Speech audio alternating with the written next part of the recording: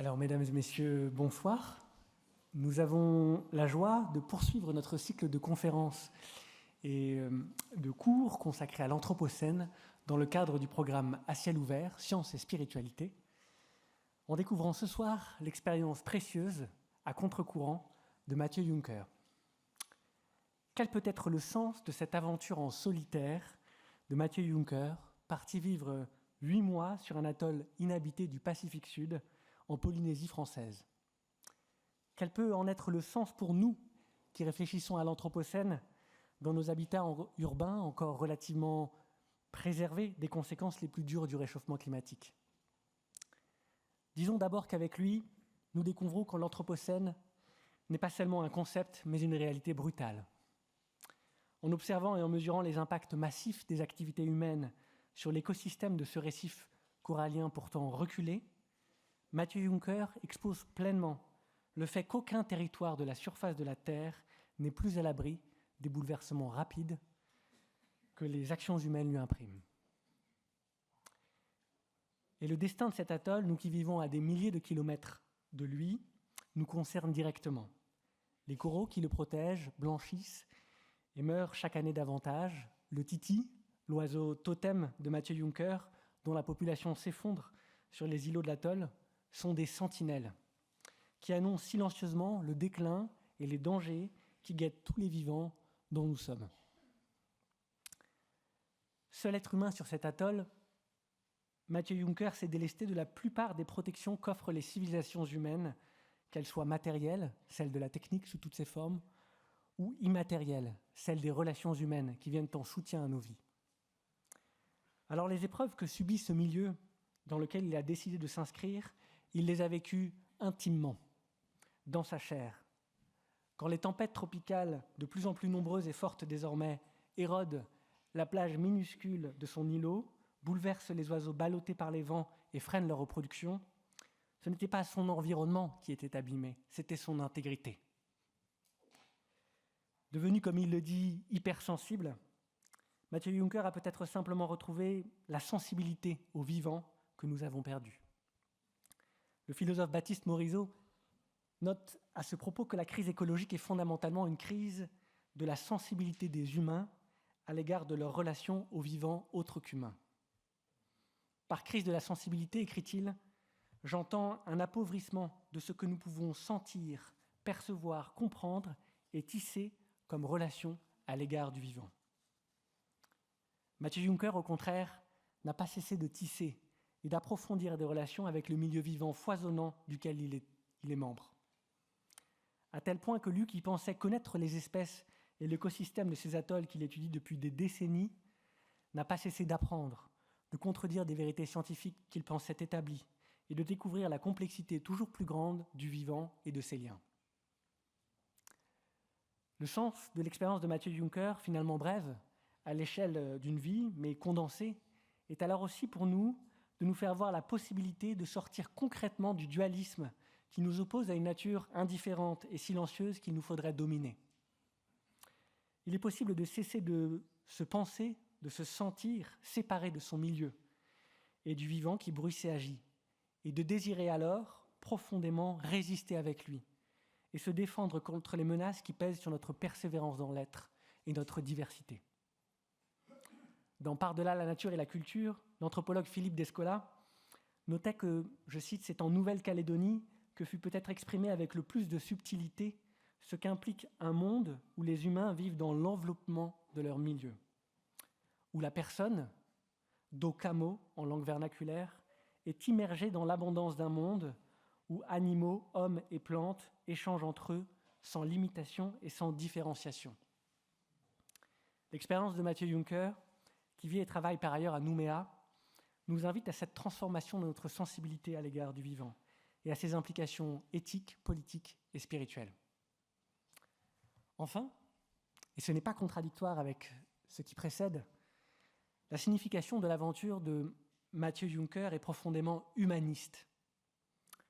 En faisant l'épreuve de la solitude, de ce sevrage de toute relation humaine qu'il a atteint à la fois moralement et physiquement, Mathieu Juncker a découvert notre dépendance constitutive à l'égard des autres et de relations de soins, d'attention et d'amour qui font fleurir la vie. Même les joies vécues aussi dans la solitude ne valent que parce qu'elles peuvent être un jour partagées, communiquées. Comme Bernard Moitessier, qui participa en 1968 à la première course autour du monde à la voile en solitaire, et sans escale, l'écrivait lui-même dans son journal. « Tout le ciel est à moi, disait-il, toute la mer est à moi, toute la terre aussi. Je suis tellement heureux que je voudrais le dire à mes amis qui sont restés là-bas, ne pas le garder pour moi tout seul, leur dire comment c'est ici en mer après si longtemps qu'on ne se souvient presque plus. Et c'est ça qui compte, ce qui reste quand on ne se souvient presque plus. » Après avoir vécu 8 mois de solitude au cœur du vivant, il n'y a plus que les choses essentielles qui comptent pour Mathieu Juncker. Derrière le réchauffement climatique, le vrai sujet, dit-il, c'est de tendre la main vers l'autre, d'accepter une simplicité matérielle volontaire pour lui laisser la place de bien vivre avec soi. C'est avec cette conviction simple et profonde à transmettre à ses semblables qu'il est revenu de son aventure et que nous l'accueillons ce soir en visioconférence. Mathieu Juncker, bonjour.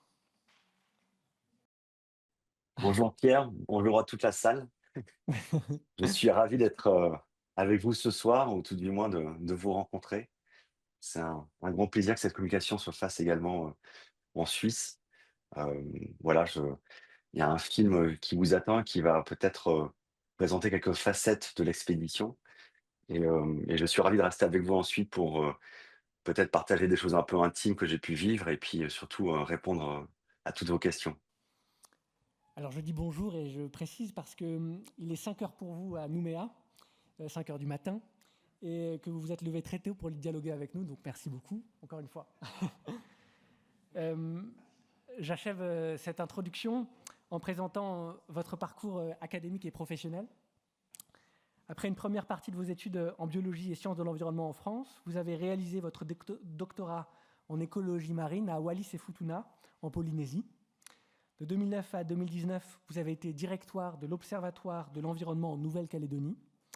Ensuite, pendant 5 ans, jusqu'en 2024, vous avez été coordinateur régional sur la pêche côtière et l'aquaculture au sein de la Communauté du Pacifique, une organisation intergouvernementale qui regroupe 17 États et 22 territoires du Pacifique Sud.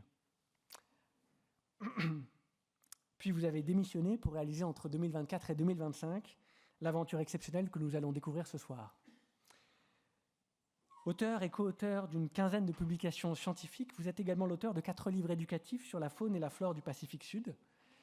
Et puis un nouveau livre est en cours d'écriture qui porte précisément sur l'expédition, sur votre expédition, afin de transmettre à la fois sa part d'aventure, ses apports scientifiques et la réflexion introspective et philosophique qu'elle a nourrie. J'en profite pour dire que vous êtes ouvert à tout éditeur et toute éditrice intéressée. Aujourd'hui encore, vous n'avez pas déterminé avec qui vous publierez ce livre. En parallèle, vous êtes également consultant pour l'Union internationale pour la conservation de la nature, où vous accompagnez la mise en œuvre de projets d'adaptation au changement climatique dans les territoires français du Pacifique. Voilà, alors avant de vous retrouver pour vous écouter plus amplement sur les raisons de votre expérience, la signification pour vous de l'Anthropocène, et puis la transformation du rapport à soi et au vivant qu'a engendré pour vous cette expérience, cette aventure, nous allons tout de suite découvrir celle-ci à travers un documentaire réalisé grâce aux centaines d'heures de films que vous avez enregistrés seul sur place, puis monté et co-réalisé avec Jérôme Reynaud. Le documentaire, dans une version ici de 52 minutes, a été produit par Galatée Film, qui a accepté sa diffusion ici en avant-première, et nous les remercions. Je souhaite donc à chacun et chacune une très bonne séance. Je vous remercie de vérifier si vous avez bien mis vos portables sur silencieux. Et je vous dis à tout à l'heure, Mathieu Juncker, qui est déjà parti, mais qui va revenir pour poursuivre le dialogue. Bon film. Merci beaucoup, à tout à l'heure. Un grand merci pour ce retour qui fait chaud au cœur. Peut-être là, si j'ai la parole, en fait, je vous propose, après avoir vu ce film, et je suis vraiment curieux d'écouter vos remarques, vos questions, un peu ce qu'il a provoqué chez vous comme émotion. Peut-être je voulais revenir sur la genèse du projet. C'est un sujet qui est souvent abordé, en fait, lorsque je le présente, la question du pourquoi, et qui finalement était assez essentiel, parce que on s'aventure pas dans une telle expédition s'il n'y a pas on va dire, de vraies raisons. Et voilà, donc en cherchant bien, j'en ai trouvé plusieurs que je vais vous partager. mais elles sont à discuter. Peut-être que dans quelques semaines, j'en trouverai d'autres où je reviendrai sur tout ce que je vous ai dit. Mais il y a une histoire, il y a une histoire de rêve d'enfant. Ça, c'est évident. En fait, c'est le terreau de cette aventure. Voilà, quand on a 7 ans, 10 ans, moi, je rêvais de cabane, de faire de la pêche, de vivre en pleine immersion dans un bel environnement. Et j'étais tellement passionné par la nature que je voulais, à l'époque, devenir océanographe, du haut de mes 10 ans. Et donc, j'avais déjà ces graines, en fait, de vouloir préserver cette planète. Quand on est petit, en fait, il n'y a pas de rêve trop grand, je crois. Et celui-ci en est un. Voilà, et ça m'a accompagné tout du long, en fait, jusqu'à aujourd'hui, où j'ai 48 ans. Et puis ensuite, il y a aussi des événements un peu déclenchants dans la vie. Et celui qui, notamment, m'a marqué, ça fait donc 25 ans que je vis dans le Pacifique Sud, en Polynésie française, à Wallis et Futuna et en Nouvelle-Calédonie. Et j'ai passé beaucoup de temps, en fait, enfin, en tout cas, toute ma carrière professionnelle, je l'ai passé avec passion à étudier et à vouloir préserver ces récifs coralliens qui sont, si vous voulez, le socle de ces îles qui les nourrissent euh, et qui fournissent donc un grand nombre de services de protection de la barrière, etc. Et puis, un rapport du GIEC, là, le panel voilà, pour d'études en fait, du changement climatique, en 2018, montre avec une grande certitude que ces récifs coralliens disparaîtront pour trois quarts de la surface de la planète si la température atteignait plus 1,5 degré par rapport à l'ère pré-industrielle. Et pire encore, si la température montait à 2 degrés, on parle de 99% des récifs qui allaient disparaître. Je savais qu'ils étaient sensibles, étant biologiste marin, entre-temps devenu de biologiste marin à la température. J'avais moi-même vu des blanchissements, mais j'ai été en fait assez affecté par cette nouvelle parce que j'ai l'impression elle souligne un petit peu l'échec de nos tentatives en fait de préserver ces milieux. Et j'en parle encore avec émotion parce que c'est vraiment en fait sublime aussi un récif corail. Il y a vraiment un côté d'esthétisme, il y a un paysage, il y a une âme en fait sur un récif corallien. Il y a aussi toute une culture autour de ces récifs. J'ai eu la chance aussi que mes deux filles aient grandi au bord de ces îles coralliennes. Et je me suis dit en fait que la science en fait ne suffit pas, bien qu'elle soit utile, et même en ce moment plus que jamais, à faire changer nos comportements. Moi-même, de formation scientifique, voilà, je m'aperçois en fait que les chiffres qu'on reçoit quasiment quotidiennement en ouvrant le journal, en regardant les informations, euh, voilà, soit on les reçoit telles quelles, et en fait, et ça provoque un sentiment quasiment de déprime, soit on tourne la page et c'est du déni en fait, mais dans les deux cas, ça ne nous fait pas bouger. Et je me suis dit, euh, pourquoi pas m'engager moi-même véritablement, au-delà d'étudier des récits, de faire des rapports, des recommandations auprès des gestionnaires ou des organismes de recherche, aller plus loin en fait dans l'aventure, enfin dans l'aventure, dans mon implication, et, euh, et donc partir sur une île particulièrement vulnérable, comme est un atoll. Il n'y a pas d'île plus fragile sur la planète qu'un banc de sable soutenu par un récif corallien à 3 mètres d'altitude. Et étudier un environnement qui est encore préservé, même si on a vu qu'il y a pas mal de perturbations, on en reparlera. Et puis témoigner. Euh, Témoigner de deux manières, avec de la science, avec des données objectives comme on peut l'apercevoir, mais aussi avec le cœur. Euh, C'est-à-dire essayer de susciter en fait de l'émotion auprès du public. Voilà, l'émotion qui m'a traversé, et c'est peut-être justement le sujet de ce soir, et qui, à mon avis, invite au mouvement, en fait, à l'action, peut-être plus que les chiffres. Voilà. Et donc, c'est dans ces conditions, en fait, que j'ai décidé de partir, bien que j'avais ici, à Nouméa, là où je vous parle, ma famille, mes filles, une situation stabilisée, etc. Mais j'étais plus en phase, en fait, avec mes convictions, avec un peu mon rêve d'enfant aussi. Et, euh, et voilà. Donc ça, je pense que ça peut résumer d'une certaine manière un petit peu les différents motifs qui ont emmené ce voyage-là. En même temps, je sentais aussi au fond de moi que j'avais ce besoin de, de sortir un petit peu du quotidien, de cette spirale infernale et des contingences. Et j'avais besoin en fait de me retrouver et d'aller étudier cet atoll. Donc c'est un peu tout pour toutes ces raisons, et peut-être aussi pour aucune d'entre elles, que je suis parti effectivement 8 mois sur Motu à Motu sur cet atoll. Voilà concernant peut-être l'origine du projet. Euh, un autre point que je voulais souligner avec vous, et je pense que vous l'avez perçu dans ce film, bien que ce soit une version écourtée d'un film plus long qui dure 90 minutes, c'est qu'il y a donc, on va dire, trois dimensions pour faire court. Il y a cette dimension de science qu'on vient d'évoquer, et qui met en fait en exergue que ces milieux, bien que très éloignés, et qui participent en rien au dérèglement du monde, sont les premiers à les subir.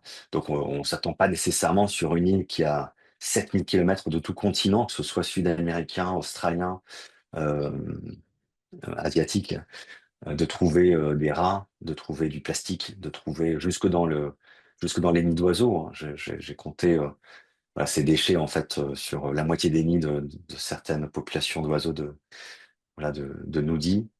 Et voilà, donc il y a eu cette dimension scientifique où je voulais effectivement voir ce des milieux qui sont prétendument épargnés. À quel point le sont-ils? Et on voit que la situation n'est pas nécessairement brillante. En même temps, il y a de l'espoir aussi, on en parlera peut-être tout à l'heure. Et voilà, donc il y a eu cette science, encore une fois, qui était quand même un peu ce qui a finalement transformé mon rêve de gamin en disant en fait, vas-y, engagement. Il y a un aspect plus aventure qu'on perçoit aussi dans cette version un peu écourtée du film où voilà, j'ai eu la chance d'explorer un terrain de jeu fantastique. L'atoll, c'est 6 fois la surface de Paris. C'est des centaines de kilomètres que j'ai pu parcourir avec la petite esquif que vous avez vue. Et puis à chaque fois que je jetais l'ancre, c'était la découverte d'un nouvel îlot, d'un nouvel environnement qui, de loin, est parfaitement similaire, mais de près a rien à voir. Et donc, c'était un grand plaisir finalement cette exploration, et pas une exploration juste pour ma gueule, parce que c'est quelque chose que je comprends pas en fait. J'ai besoin de partager avant tout. C'était vraiment un point fort du projet. Et donc cette exploration, elle est pour justement, même si c'est en décalé, même si c'est que ce soir avec vous, avec une plume ou une caméra, mais c'est de raconter en fait la vie sauvage de l'atoll, une exploration entre guillemets utile pour la connaissance de tous et la prise de conscience. Et puis enfin, il y a une dimension plus introspective. Et vous l'avez perçu, je pense, lorsque vous me direz de cette expédition.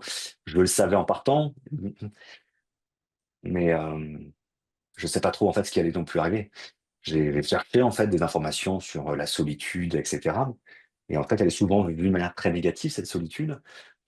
Souvent, disent les gens seuls, c'est des gens voilà, qui sont sur au bord de la société, malheureux. Enfin, c'est terrible la solitude.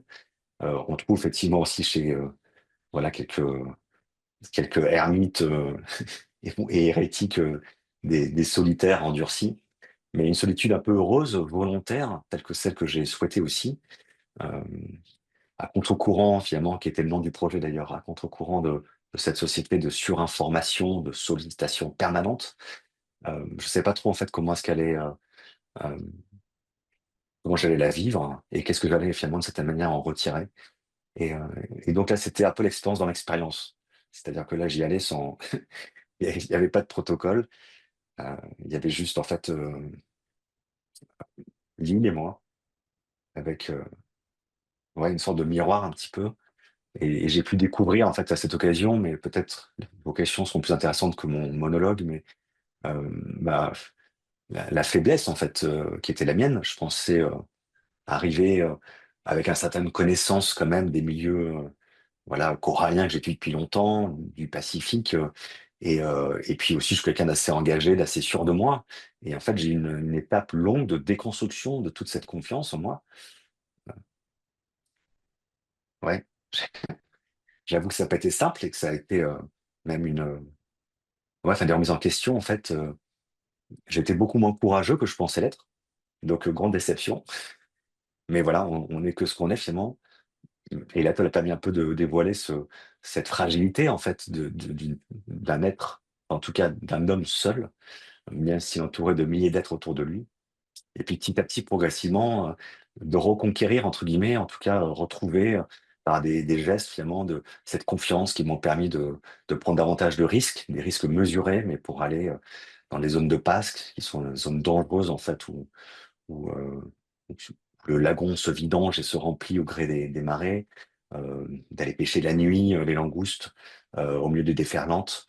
Voilà, donc, et donc ça s'est fait en fait dans un processus de solitude à la fois qui était pour moi très bénéfique parce que je pouvais finalement me consacrer à mes passions et à cette introspection, et puis quelquefois difficile, parce que, comme le dit, je crois, à la fin du film là, voilà, c'est vrai que comme dans le partage qu'on trouve finalement, pour moi, la puissance d'un bonheur, en fait. Et là, seul, le partage était difficile, sinon avec mes amis oiseaux.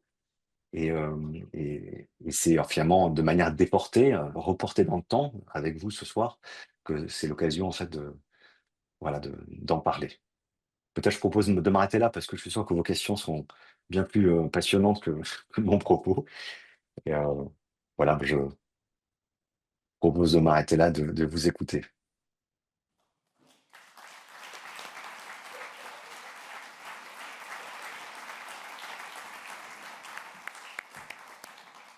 Alors du coup, il y a deux étudiants de chaque côté de la salle qui ont des micros, donc n'hésitez pas à lever les mains si vous souhaitez poser une question à Mathieu Juncker, qui sera un plaisir de répondre et de poursuivre du coup son développement.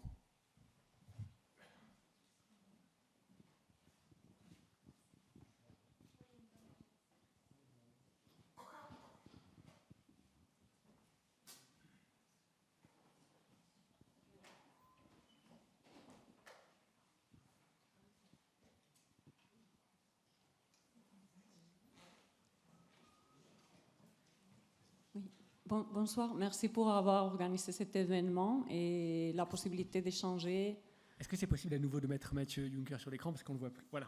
Oui, bonsoir et merci pour avoir organisé l'événement et la possibilité de discuter avec ces personnes biologistes qui, avec son engagement, a voulu offrir plus que des données, une émotion qui est transmise par son documentaire, que je trouve d'une grande difficulté d'avoir tourné tout seul.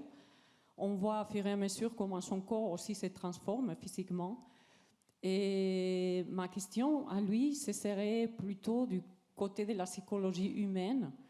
Si vous n'aviez pas eu la motivation qui vous amenait à faire chaque jour vos mesurations, votre recherche, si vous n'aviez pas eu ça, et l'effet d'avoir un délai, que même à un certain moment, vous arrêtez de compter les temps, vous vivez le présent, mais vous saviez que c'était pour 8 mois, qu'on allait venir vous chercher. Comment ça aurait été au niveau psychologique pour vous? Vous avez réfléchi à ça là-bas, étant là-bas tout seul. Mince, si j'avais pas ce délai de 8 mois et j'avais pas toute cette motivation, je deviendrais fou ou qu'est-ce que ce serait de moi? Merci. Merci beaucoup pour votre question. Euh, je ne sais pas si je ne suis pas devenu fou un peu quand même si je suis resté que 8 mois. Vous me direz à la fin de l'exposé peut-être. Euh, oui, vous avez des excellentes questions et honnêtement, je suis incapable d'y répondre parce que j'avais effectivement peut-être ce secours-là de savoir que le délai était d'une certaine manière immense, mais limité, et que mon temps était bien occupé. Alors, quelques détails tout de même. Euh, il est vrai qu'au fur et à mesure que la date d'échéance arrivait, je m'étais fixé voilà, avril 2024 pour partir sur l'atoll. J'ai petit à petit en fait rempli la barque en termes de choses à faire entre guillemets sur place. En fait, sans me l'avouer, j'avais peur de m'ennuyer. Et donc au début, j'avais décidé d'étudier que le titi en fait, alors que je suis biologiste marin, donc c'était quand même une drôle d'idée d'aller étudier un oiseau. Mais je me suis formé auprès de collègues ornithologues dans des instituts de recherche. Puis je me suis dit bon bah le titi vit dans son environnement et donc il faut étudier à la fois la végétation, le sable, l'érosion. Et puis le sable, bah, c'est du récif corallien qui est broyé, donc il faut situer le récif corallien. Et puis il faut donc étudier la hauteur de vague, etc., etc. J'en passe. J'étudie aussi des insectes, plein de choses. Et donc, même s'il y a une vraie réflexion scientifique derrière ça, il y avait aussi effectivement cette crainte euh, d'être dans l'ennui, en fait. Euh, c'est vrai que c'est quelque chose que j'ai craint très fort. Et la même manière, avec le matériel, en fait, où j'ai eu peur de manquer. Et au début, mon vœu était de partir de manière très finalement dépouillée, dans des conditions les plus austères possibles. Vous avez vu que le matériel était quand même pas négligeable et qu'en fait, j'étais, on va dire, confortablement installé. Voilà, quand je partais en bivouac, c'était une autre affaire. Mais voilà, donc euh, oui, je crois que euh, ça aurait été certainement beaucoup plus difficile si je n'avais rien eu en fait à faire entre guillemets. Néanmoins, je me suis jamais ennuyé. 2, progressivement, en fait, j'ai arrêté de travailler comme un fou, ce qui était le cas au début. Pendant plusieurs mois, j'avais des journées, je me suis dit: «Mais tu vas rentrer, plus fatigué que tu parti», et j'étais parti très fatigué. Et finalement, j'ai laissé aussi progressivement, et peut-être sur le dernier tiers de l'expédition, savourer ce temps, en fait. Ce temps, je veux dire qu'on, hem dans l'action aussi, je veux dire dans le plaisir. Observer pendant, des heures entières, un couple d'oiseaux s'occuper de leurs petits, ou le balai de raies comme on en voit un peu sur le film, c'est des choses effectivement qui sont, inouïes. Et voilà, donc voilà, enfin, désolé, ma réponse est un petit peu longue, mais voilà, c'est un peu le sentiment que j'ai. C'était, peur de l'ennui, mais finalement, l'ennui aussi, source de création, en fait. Je me suis mis à bricoleur, je suis un piètre bricoleur. J'ai lu des livres passionnants et nombreux. Voilà, donc j'ai pu aussi observer les étoiles, ce que je faisais très peu, et qui des cieux absolument magnifiques. Enfin voilà, donc je crois avoir valorisé ça, et qu'effectivement partir sans durée donnée, sans aucune activité, j'imagine que c'est encore un autre challenge. Je ne sais pas si je le souhaiterais à quelqu'un, mais voilà, je pense que mine de rien, on trouve au fond de nous des ressources, peut-être qu'on ignore, et qui fait que, honnêtement, je me suis vraiment jamais ennuyé, et j'étais bien content, et honnêtement, je serais resté un peu plus sur l'atoll, mais la date, avec ma femme et ma fille est un moment arrêté. Mais on m'aurait dit: «Beh, écoute, tu vas y rester 10 mois», voilà, j'aurais pas été malheureux. J'avais aussi mon quotidien, même si j'étais ravi de retrouver la famille et puis après les amis.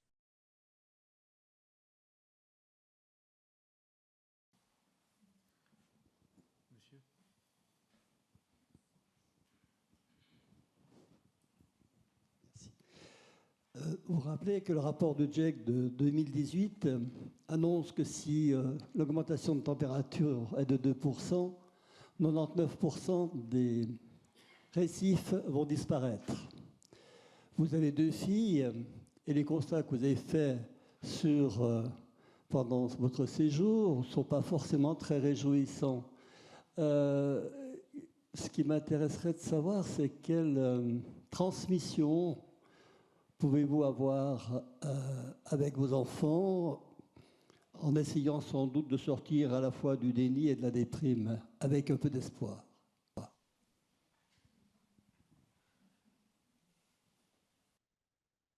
Hem, je m'attendais pas à une telle canicule marine. A posteriori, après avoir travaillé avec des collègues océanographes, et avec des données satellites, on a pu constater que c'était la plus intense canicule marine jamais vécue, en tout cas mesurée en Polynésie française. Donc ce que j'ai assisté, c'était comme assez dramatique, d'une ampleur inédite, et qui ont effectivement explique, la mort d'un tiers des récifs coralliens, et je l'ai mal vécu. Je l'ai mal vécu parce que, ce récif, chemin faisant, c'était devenu un petit peu mon jardin, et le fait qu'il meure, sous mes yeux, puisque je l'ai vraiment vu, en fait, blanchir, les coraux, en fait, blanchissent, mais ils sont toujours vivants à ce moment-là. Et puis lorsque la perturbation, en l'occurrence la canicule marine, dure trop longtemps, ils finissent par mourir et ils sont colonisés par des algues, en fait, ils deviennent bruns. Donc il y a vraiment déjà une couleur, en fait, hein, le mauve, le bleu, et cetera, disparaissent pour devenir une sorte de drapé homogène, brun. Et là, malheureusement, il n'y a plus de retour possible, le corail est mort, et j'ai été beaucoup affecté par ça, parce que, en fait, c'était aussi mon garde-manger, c'était aussi mes sources d'épanouissement, en fait, hein. J'adore observer le récif corallien. Voilà, donc par rapport à cet espoir-là, en fait, quand j'ai vu ça, ça a été quand même un coup dur. D'autant plus qu'en parallèle, comme vous l'avez compris, les effectifs du fameux Titi, qui devenait en fait une quête assez sympathique, montraient que c'était quand même, pas brillante de son côté non plus. Et je répétais les comptages en espérant en trouver davantage à différentes techniques. Et en fait, malheureusement, mes chiffres étaient, je dirais presque aussi mauvais. En tout cas, ils montraient qu'un effondrement de la population de Titi en 20 ans, il restait plus qu'un tiers, de ce que j'observais. Donc les 2 cumulés, quand on est seul justement, et quand on se sent progressivement devenir, en tout cas c'est comme ça que je l'ai ressenti, là je mets des mots, mais c'était que des impressions, devenir part de cet écosystème, c'est assez violent.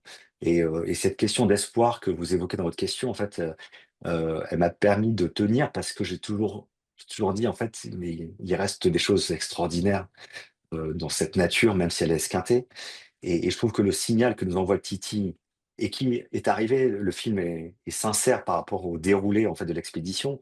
Euh, euh, que cet oiseau au bord de l'effondrement trouve encore la force de se reproduire, de découvrir ses œufs en fait à quelques semaines de mon départ, euh, je trouve qu'il manque un chemin en fait, et que voilà, il y a un espoir qui perdure, même si les récifs, si on maintient effectivement nos comportements, sont d'une certaine manière condamnés. Euh, il y aura d'autres écosystèmes à la place. Je ne doute pas que la nature se réinventera. On aura perdu un patrimoine naturel sans aucun doute. Mais pour moi, il n'y a pas d'autre choix que de continuer en fait à s'investir, à préserver ce qui reste à préserver, de s'émerveiller encore une fois de petites choses. C'est vrai que j'ai eu la chance de croiser une baleine et son baleineau qui a sauté en fait complètement en dehors des eaux, de voir des choses fantastiques sous l'eau, de reproduction de poulpes et plein de choses. Mais aussi de voir des êtres minuscules, en fait un poisson-feuille qui faisait quelques centimètres, qui était juste au bord de ma cabane et que j'ai découvert 3 jours avant mon départ. Euh, Plein de petits éléments en fait qui sont assez merveilleux et je pense qui sont inspirants en fait de dire cette nature elle est extraordinaire dans toutes ses composantes et voilà, donc pour moi l'espoir c'est voilà, c'est encore une fois ces organismes qui coûte que coûte maintiennent le cycle de la vie et puis c'est même si des choses des pans entiers doivent disparaître, d'autres restent et sont encore là pour voilà, nous émerveiller. J'espère qu'on les protégera en retour.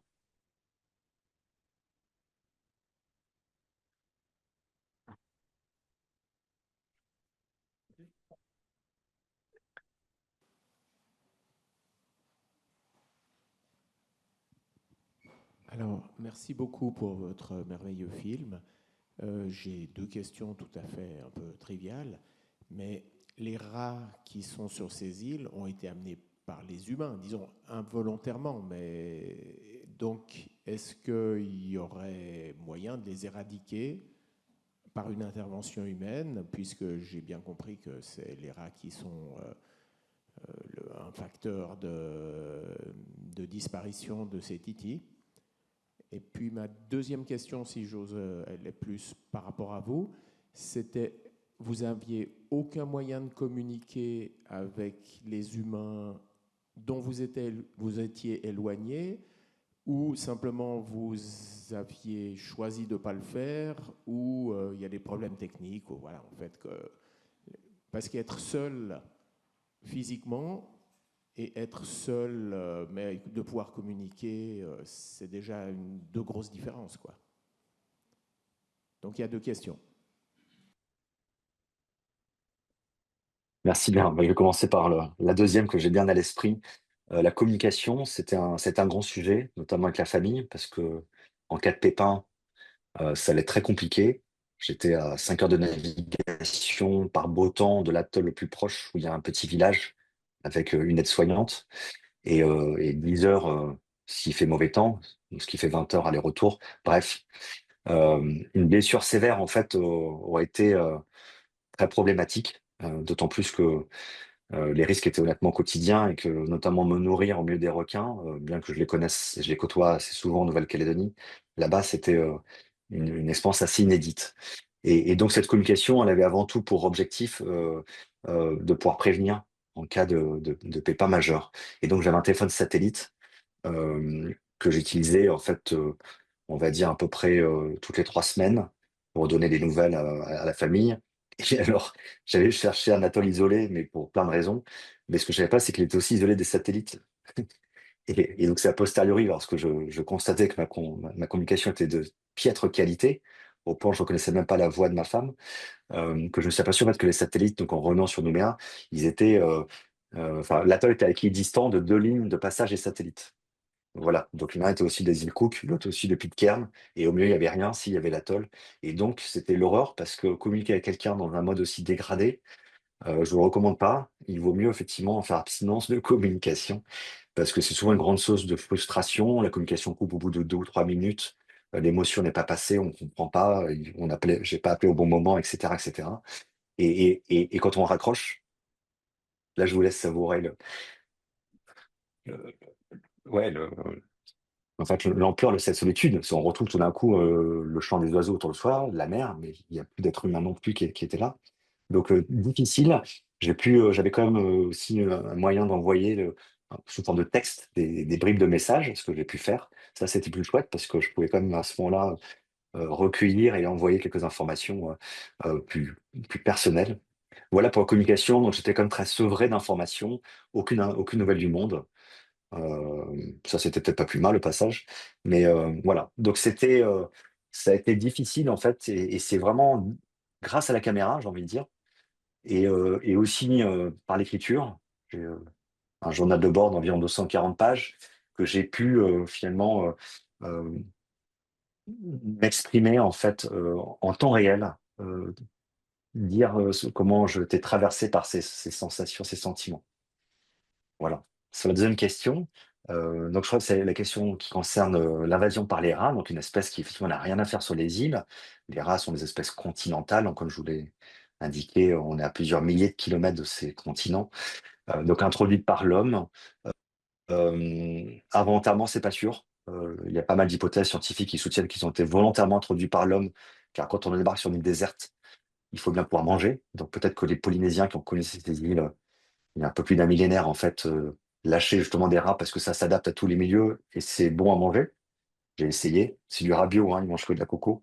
Et, mais voilà. Donc, en tout cas, c'est vrai qu'ensuite, en tout cas, au fur et à mesure des pérégrinations des hommes d'île en île, ils étaient effectivement aussi sur les pirogues de manière peut-être volontaire ou involontaire, sur les bateaux encore aujourd'hui. Et c'est une plaie, vous l'avez compris, par rapport à toute la biodiversité et plus que ça, au fonctionnement même de l'écosystème puisque les oiseaux en fait enrichissent les îlots par leurs fientes qui sont un véritable engrais pour les îles, et ces oiseaux sont menacés par les rats. Donc il y a tout un cycle en fait qui est défait, et euh, à mon départ, après avoir longuement discuté avec le conseil municipal de l'atoll voisin, avec la population, il y a une association de l'environnement qui on va dire, qui renaît de ses cendres, qui existait il y a 15 ans, qui avait un peu disparu, et qui a pris pour emblème le Titi, et qui, cette année, en septembre, va s'engager dans une campagne de dératisation de plusieurs îlots, donc de plusieurs motus. Il y a vraiment une zone sanctuaire qu'on voit sur une carte, et puis à l'extrémité, là, sur les bornes, on a vraiment les rats qui sont partout tout autour. L'idée, c'est de permettre d'élargir cette zone de sanctuaire, que le Titi puisse regagner du terrain, puisse recoloniser ces milieux. Donc ça fait chaud au cœur de savoir qu'au-delà de mon passage d'un un blanc-bec sur une île pendant 8 mois, il y a eu peut-être, ça a peut-être catalysé un petit peu une dynamique, en tout cas, de prendre conscience que ce patrimoine est exceptionnel, le leur, et que c'est peut-être la plus belle chose qu'il ait, en fait. Et voilà, donc il y a des fonds qui ont été trouvés avec l'Office français pour la biodiversité, et ils seront 6 à dérativer 2 à 3 motus en septembre. Et je suis vraiment ravi de ça, et ça me donne envie d'y retourner pendant quelques années pour voir où en sont les titis.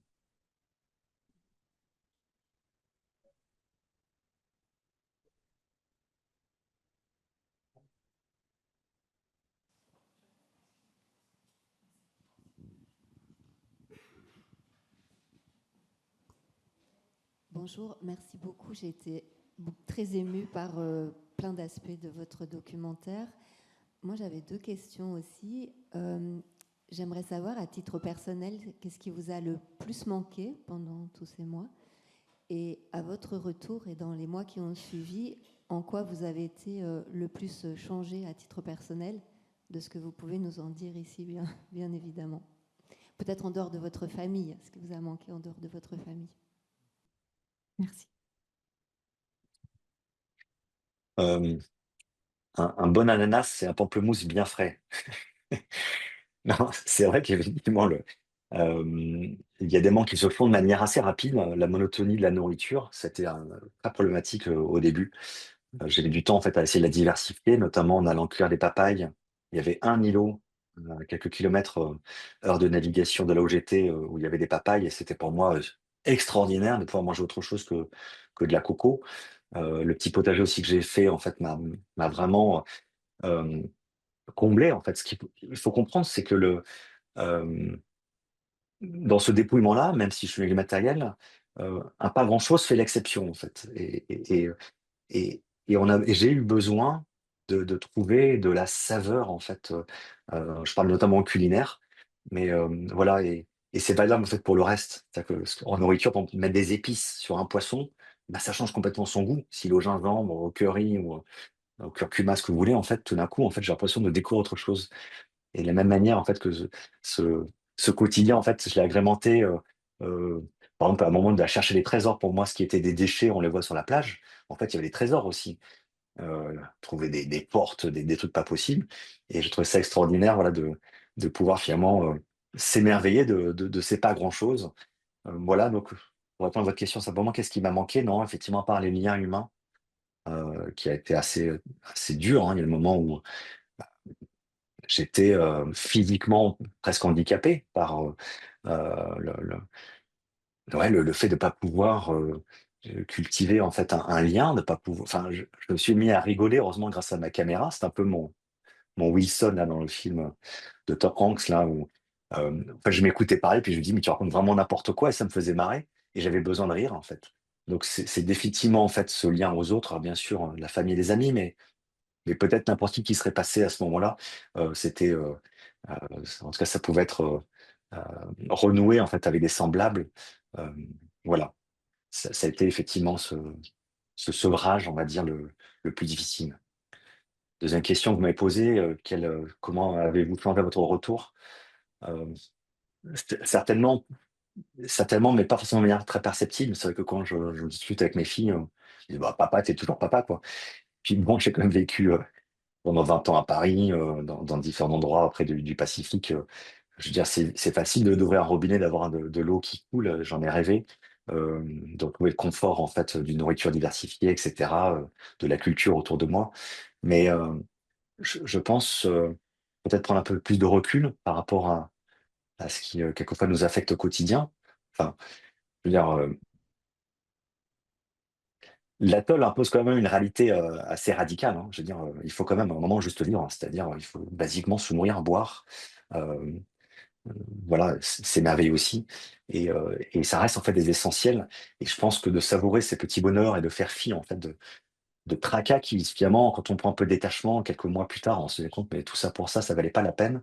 Voilà, j'ai l'impression d'être un peu plus distant de choses que je trouve sans importance finalement.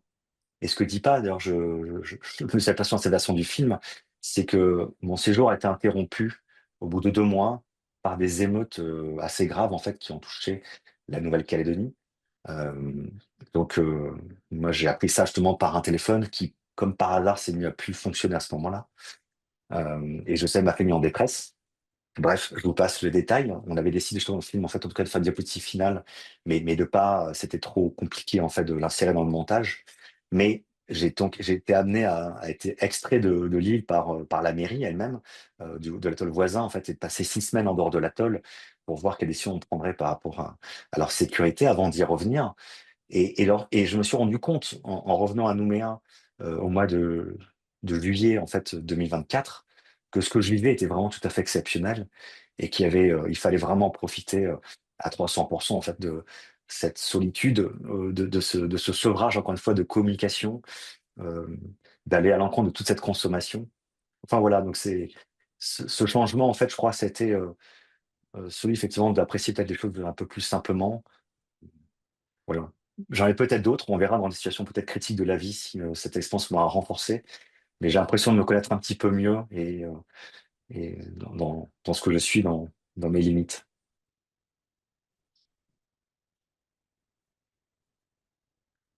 Monsieur, ici, ouais. Et là, monsieur d'abord aussi. Allez, juste là.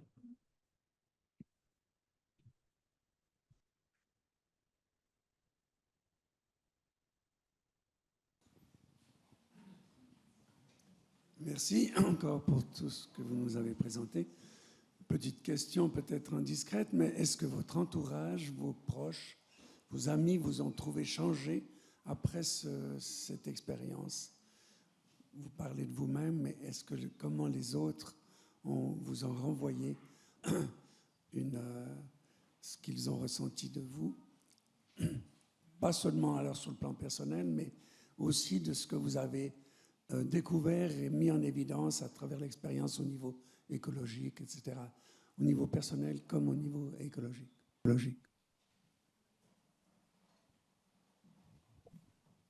Euh, J'ai du mal à répondre à votre question parce que finalement, j'en discute assez peu avec les amis. Je- J'ai eu l'impression de temps en temps qu'ils me disent, bah, on te trouve un peu philosophe.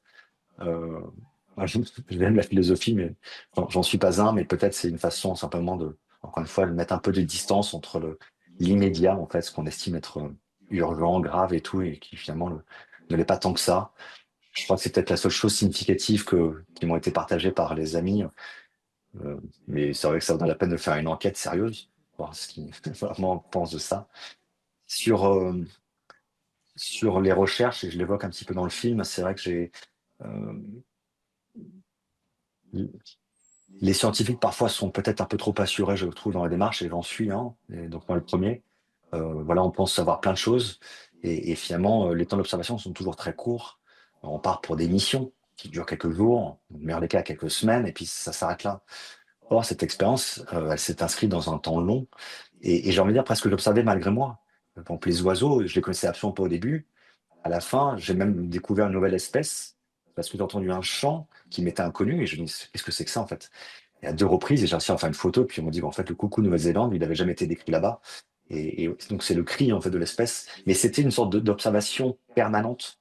Et ces observations, ben, elles sont venues finalement contredire, ou en tout cas nuancer, des vérités scientifiques qu'on trouve dans les bouquins.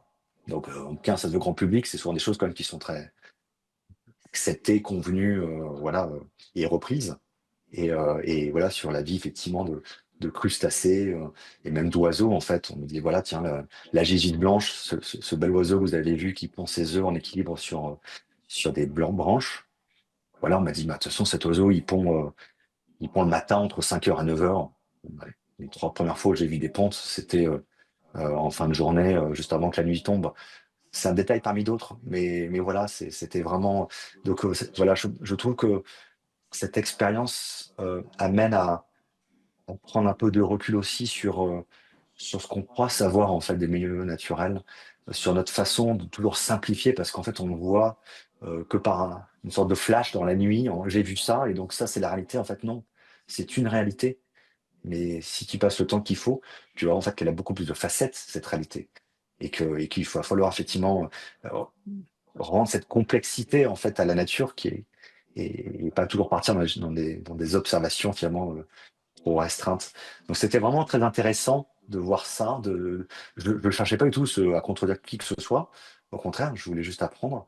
Et finalement, ce que je vis un peu dans les films, hein, j'ai appris à désapprendre que plein de certitudes tombent euh, naturellement, j'ai envie de dire, et progressivement, jour après jour.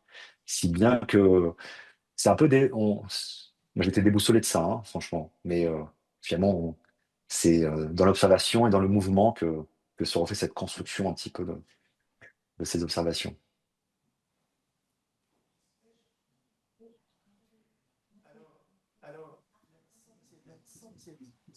Vous avez vécu une expérience assez extraordinaire. Oui. Je vous passe juste après. Une expérience assez extraordinaire avec le temps. Vous aviez le temps d'observer. Vous étiez immergé dans des spectacles de toute beauté avec les coraux, mais vous avez aussi pu contempler les cieux étoilés d'une façon assez unique et seule. Est-ce que vous pourriez parler un petit peu des effets que cette expérience a pu vous produire? Nous, citadins, quand nous voyons les cieux étoilés, c'est mal, parce que là, on les voit mal, parce qu'il y a de la pollution nocturne, lumineuse un peu partout. Et puis, on n'est pas seul face à eux longtemps. Et merci d'avoir choisi pour cette conférence voilà, un ciel étoilé magnifique. Je l'ai découvert là avec l'annonce de la conférence. J'ai jamais vu de ma vie des cieux aussi sublimes que ceux que je perçois. Souvent, on dit qu'il faut monter en altitude voilà, pour s'extraire un peu des couches plus chaudes de la Terre et des variations thermiques. Donc là, j'étais au bord de l'eau en hiver. Enfin, quand on dit l'hiver là-bas, c'est pas l'hiver suisse, mais il n'empêche que j'ai eu froid. En tout cas, lorsqu'il y a peu d'évaporation, la nuit est tellement les nuits noires, hein, les nuits sans lune sont tellement lumineuses que j'ai réussi à faire des images, en fait, où on voyait, en fait, le relief des îles, des îlots. Et lorsque une fois, je suis empêché sur le récif barrière, donc là où déferlent les vagues, cette limite entre l'océan d'un côté et le lagon de l'autre, et donc il faut y aller en nuit noire aussi, parce que les crustacés n'aiment pas la lumière, la plupart en tout cas, et donc sortent lorsque l'obscurité est bien installée. Et moi j'ai juste une toute petite lampe sur un récif qui fait plus de 100 km de long. J'éteins la lampe, et tout d'un coup, en fait, il y a cette voûte, comme si elle apparaît, elle est immense, elle donne le vertige, en fait. J'ai l'impression que j'étais au bord d'un disque, l'atoll, et qu'il n'y avait rien d'autre, en fait. Une sorte de particule dans un univers immense. C'est vraiment déstabilisant, en fait, d'être si peu de choses, rien, et en même temps, c'est tellement sublime, en fait, de se sentir dans ce tout, dans cette. Voilà, je me disais, en fait, je voyais les nuages de Magellan, je dis, voilà, ça, c'est les galaxies, en fait, on dit qu'il y a plus de galaxies dans l'univers que de grains de sable sur la Terre. En fait, je me disais, tout ça est vraiment extraordinaire, toutes ces échelles imbriquées. Et ça revient aussi à notre situation humble de se dire, on n'est quand même pas grand-chose dans ce vaste univers, si peut-être il y a même peut-être plusieurs univers d'ailleurs. Et donc je pense que ça situe, moi, encore une fois, ça m'a déstabilisé. En même temps, c'était inouï de beauté. C'est sûr, j'en ai fait pas mal d'images d'ailleurs pour les garder en fait en mémoire. Mais c'est vraiment extraordinaire de voir tous ces mondes et se dire, voilà, cette planète vivante au milieu de cet univers de gaz et minéral, d'atomes. Ouais, je pense que ça lui donne encore davantage de valeur. C'est un peu voilà, les sentiments qui m'ont traversé lorsque j'observais ces cieux. Bonsoir. Merci encore pour votre film magnifique. Moi, j'avais une question. Vous avez parlé de la mairie de l'atoll le plus proche. Je voulais savoir comment avait réagi la population locale face à cette expérience. Est-ce que vous en aviez parlé avec eux d'abord ou c'était un petit peu la surprise pour eux? Enfin, parce qu'après, vous avez dit qu'il allait y avoir une action d'ératisation. Mais au départ, est-ce que la population locale était au courant? Est-ce que c'est en collaboration avec eux que vous avez préparé, par exemple, le transfert pour construire votre cabane, tout ça? Comment ça s'est passé? Euh, Ce projet solitaire est en fait un projet solidaire. Il n'aurait pas pu voir le jour s'il n'avait pas fait avec les autochtones, en fait, les habitants des îles voisines. La première chose, c'est parce que je veux dire, c'est le moindre des respects, en fait, bien sûr, lorsqu'on va sur des îles, certes inhabitées par des hommes, mais pour autant, elles ont des propriétés foncières. Il n'y a pas un îlot qui appartienne pas à une personne des atolls voisins. Donc, d'un point de vue voilà, propriété foncière, on va dire. Et puis, bien sûr, imaginez sur un pays qui est fait d'océan, la valeur de la terre, même si c'est que du sable et même si c'est très loin, c'est quand même tout à fait, voilà, enfin, c'est une valeur en fait inestimable. Et donc, j'ai rencontré le Tavana, c'est-à-dire le maire, mais qui a, je veux dire, un rôle bien plus influent qu'un simple maire classique comme on a en Europe, on va dire. C'est presque un rôle de chef, comme on dit, des chefs coutumiers en Nouvelle-Calédonie. Et donc, voilà, j'ai eu son assentiment. Ensuite, j'ai rencontré le conseil municipal et enfin la population que j'ai vue à 3 reprises avant de partir sur l'atoll et que j'ai revu, bien sûr, à mon retour. Et donc, il y a vraiment eu un vif intérêt au début, une curiosité, en fait. Qu'est-ce qu'il fout le gars de Calédonie à venir? Alors, pour vous, peut-être Calédonie, Polynésie, c'est pas loin, mais enfin, il y a quand même 5000 km. Hein. C'est comme si vous partiez au Sénégal depuis la Suisse. C'est pas non plus la porte juste à côté. Ça aurait été peut-être plus simple d'ailleurs organisé pour moi en Calédonie. Mais j'avais vraiment un amour pour ces îles que j'avais étudiées pendant mon master. Je voulais retourner là-bas. Et donc, une curiosité. Et ensuite, euh, lorsque j'ai fait preuve de sincérité, c'est pourquoi je voulais partir là-bas, il y a une adhésion forte, vraiment. C'est qu'en fait, tout d'un coup, c'est devenu une fierté d'avoir un scientifique qui venait en fait là-bas sur une île en fait où entre guillemets tout le monde s'en fout euh, et, euh, et puis étudier, mettre en place un programme d'études et de recherche pour préserver l'atoll et de manière, je veux dire, bénévole et gracieuse en fait. Voilà, j'ai un défraiement un moment pour un rapport sur un Titi, mais je veux dire, l'essentiel en fait, c'était des fonds réunis par la famille, les amis, des partenaires, etc. Et je pense que Et c'est peut-être ça ce qui les inspire aussi à mon retour, c'est qu'il n'y avait pas d'intérêt, en fait, autre que celui du cœur. Et, euh, et les Polynésiens ont vraiment cette presque naïveté du cœur, j'ai envie de dire, cette simplicité de comprendre que l'important est là.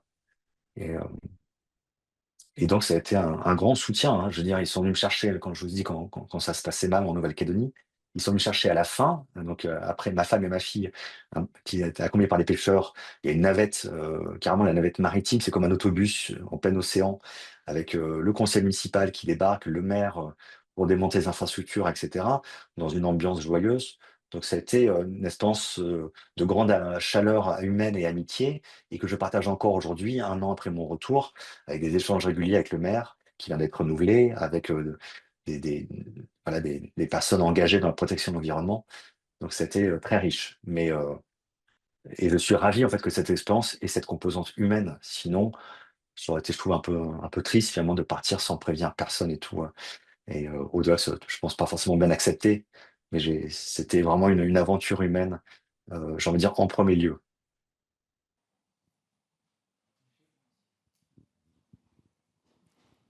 Petite question sur la musique. Un film est un objet formel. Comment avez-vous choisi sa musique? Que représente-t-elle par rapport au territoire dans lequel vous êtes immergé? Et que représente-t-elle dans votre imaginaire? Alors, la musique, on parle de la musique du film. Il y a aussi la musique que j'écoutais sur place. Je me permets de cette parenthèse parce que c'est important. Comme les livres, pour moi, la musique, elle m'a permis, j'en avais, euh, très variée. C'est la musique classique, du jazz manouche, plein de choses différentes. C'est aussi une façon de s'évader, en fait. Un morceau, c'est tout d'un coup une ambiance. Euh, c'est une fenêtre vers ailleurs. C'est des souvenirs qui émergent, etc. Et donc, j'ai régulièrement écouté la musique sans embêter trop les titis. Je l'écoutais de manière raisonnable. Voilà. Maintenant, la musique du film, c'est tout autre chose. C'est, j'ai envie de dire, une musique qui a été composée exclusivement pour le film. Voilà, j'ai pas je me souviens plus du nom du compositeur en tête. Euh, Ça a été quand même des débats. Ils ont souhaité, parce que donc ce film, il a été co-réalisé avec un ami, Jérôme Reynaud, et puis derrière, il y a une entreprise de production. La musique, comme vous l'avez constaté, elle n'est pas polynésienne. C'est pas, sauf au début, on entend des chants d'enfants, qui sont en fait les chants de l'école voisine, où les enfants ont chanté une musique traditionnelle, ce qui était vraiment très touchant, au retour de l'expédition. Voilà, on s'est servi de cette musique-là. Le reste, c'est une musique en fait qui est décalée en fait. C'est-à-dire que c'est une musique, on a beaucoup de piano dedans. Alors, Mathieu, on a... ouais.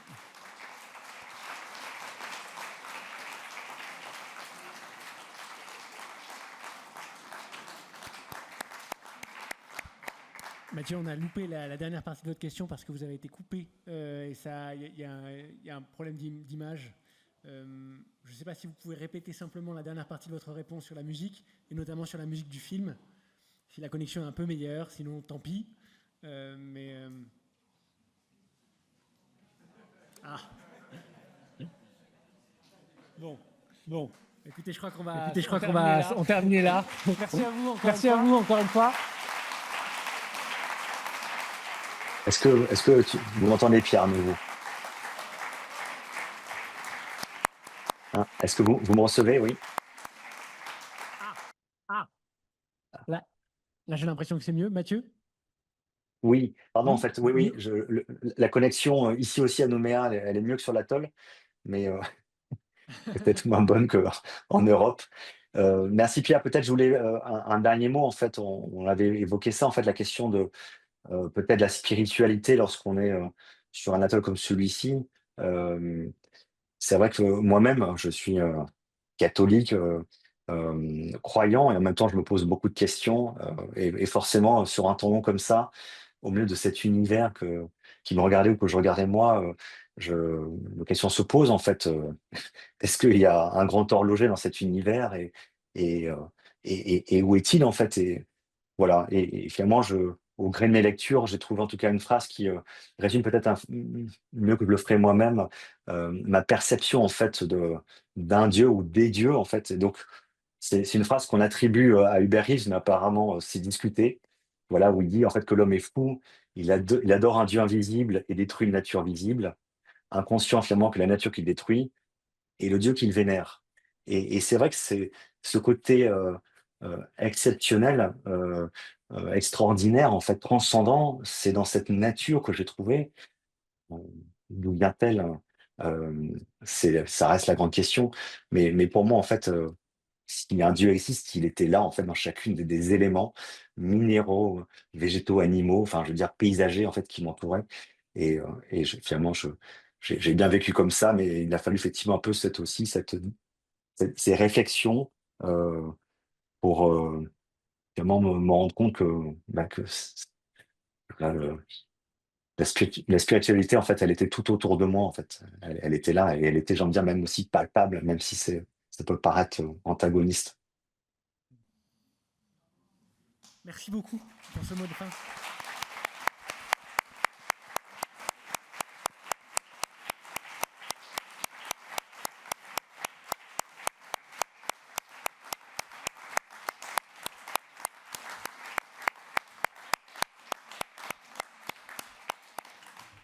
Alors, on reste en contact. Et puis, je tiens aussi à vous dire que le film de Mathieu Juncker en version un peu plus allongée de 90 minutes sera aussi disponible dans les prochains mois lors de sa diffusion sur une chaîne de télévision française, mais donc sera disponible en replay ensuite sur Internet. 2 dernières informations, parce que le programme à ciel ouvert dans le cadre du cycle consacré à l'Anthropocène cette année se poursuit. Le 19 mai prochain, nous accueillons Mathilde Simon, qui est également biologiste et qui est spécialiste du végétal et des plantes sauvages, qui travaille près de Grenoble en France, et qui fera une intervention sur la robustesse et ce que les plantes peuvent nous apprendre dans l'Anthropocène, robustesse et sociétés humaines. Là aussi avec une dimension éco-spirituelle qui sera sans doute passionnante. Voilà. Et puis, on a un cours chaque jeudi sur un cours public ouvert à tous en M21 70 à Unimail, chaque jeudi à 16h15 sur l'Anthropocène, Penser l'Anthropocène, le sens d'être humain sur Terre. Et ce jeudi, nous recevons Géraldine Flieger, qui est une politiste et qui est aussi membre du GIEC et qui viendra parler de la réponse des villes face au changement climatique, comment les villes peuvent intensifier leur réponse face au changement climatique. Voilà. Merci à vous, très bonne soirée, à bientôt.